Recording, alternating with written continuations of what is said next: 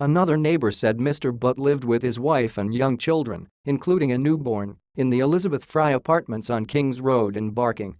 His wife just gave birth. The baby was 2 weeks old, said Nasser Ali, who lives in the building facing Mr. Butt's apartment. Residents of the Elizabeth Fry apartment said they would see Mr. Butt coming and going from the apartment complex. "I just saw him going in and out," said another neighbor, Shezad Karim. "I saw him walking his kids." On Monday evening, the police identified Mr. Butt, 27, and another man, Rachid Ridawain, 30, as two of the three people who carried out the attack.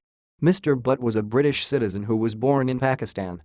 Mr. Ridawain had claimed to be Moroccan and Libyan, the police said, and also sometimes used a pseudonym, Rachid Elkder. The authorities are still trying to identify the third attacker. With questions mounting about whether authorities had let the killers slip through their fingers, the police confirmed that Mr. Butt was known to them and to MI5, the British intelligence service. However, there was no intelligence to suggest that this attack was being planned, and the investigation had been prioritized accordingly, the police said in a statement. The other named man, Rachid Ridawain, was not known.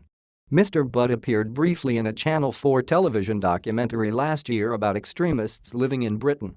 The film, which is also available on Netflix, featured a number of British Muslim men openly expressing their support for violence. In one scene, Mr. Butt stands in line with 5 other men in Regent's Park in London as another man kneels in front of them unfurling an Islamic State flag. In Barking, residents described a man more likely to share candy with the neighborhood children than spread violent jihad. Sarah Sekijwa, who lives with her husband and children in the newly built row of houses next to the Elizabeth Fry apartments, said Mr. Butt had moved to the street in 2014 and befriended the local children. "My daughter says he's the one who on Halloween would open the door and give them lots of sweets," Ms. Sekijwa recalled. "He was friendly to the kids. He would buy them ice cream when the ice cream van came. And in the summer he put out a tennis table and taught the kids how to play." Mr. Chigbo knew Mr. Butt only as Abs, the nickname everyone seemed to call him. He had recalled how he would always be in a religious gown to his shins, with tracksuit bottoms and trainers underneath. But on Monday Mr. Chigbo identified Mr. Butt in a photograph released by police as the same man. The two men met barely a week after Mr. Chigbo moved into the complex 3 years ago. "He invited me and everyone to a barbecue in the block's shared garden green area a week ago," Mr. Chigbo recalled. "He's a neighbor. I trusted him, we got on. Everyone is just shocked and upset," he added.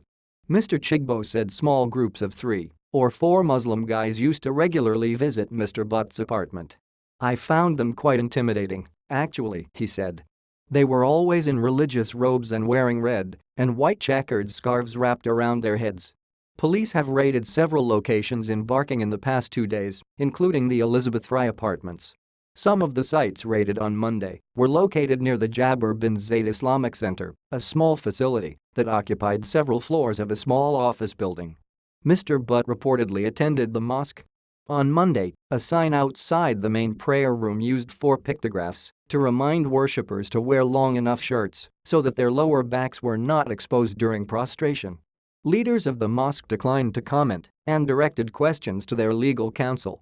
But they did release a statement saying they are deeply shocked and saddened by the attack and our thoughts and prayers are with the victims and their families at this time of great heartbreak.